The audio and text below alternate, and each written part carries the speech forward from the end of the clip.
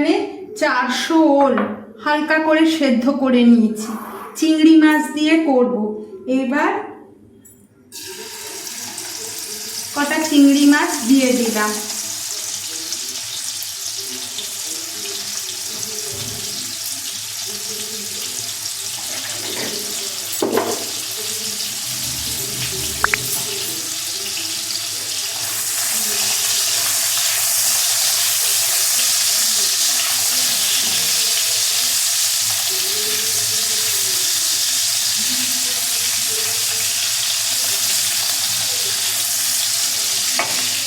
এবার এর মধ্যে ওলটা দিয়ে দিলাম।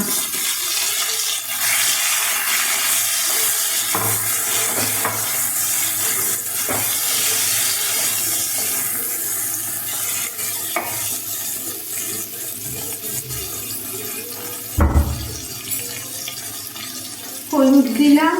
ওল রাঁধতে বেশি টাইম লাগে না, সেদ্ধ করে নিলে।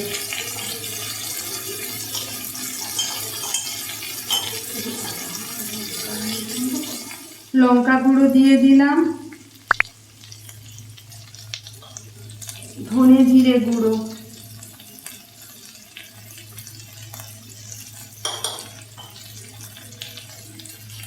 স্বাদ মতো নুন।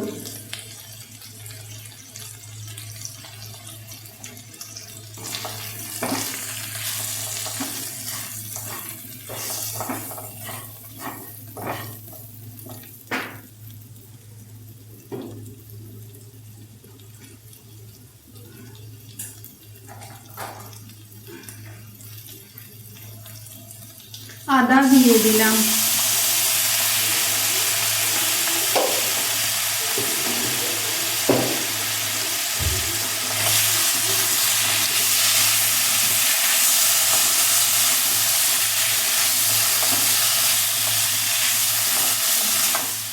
জল দিয়ে দিয়েছি। এইবার ঢাকা দিয়ে ওটাকে একটু সেদ্ধ করে নেব।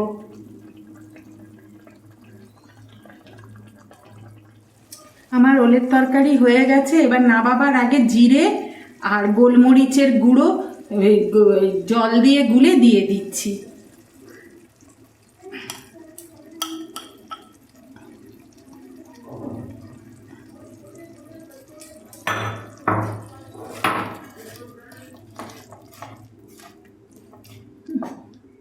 আমার চিংড়ি মাছ দিয়ে ওলের তরকারি রেডি হয়ে গেছে। ভালো লাগলে একটা লাইক করো, শেয়ার করে একটা সাবস্ক্রাইব করো। তোমাদের ওপরই চ্যানেলটা দাঁড়িয়ে আছে।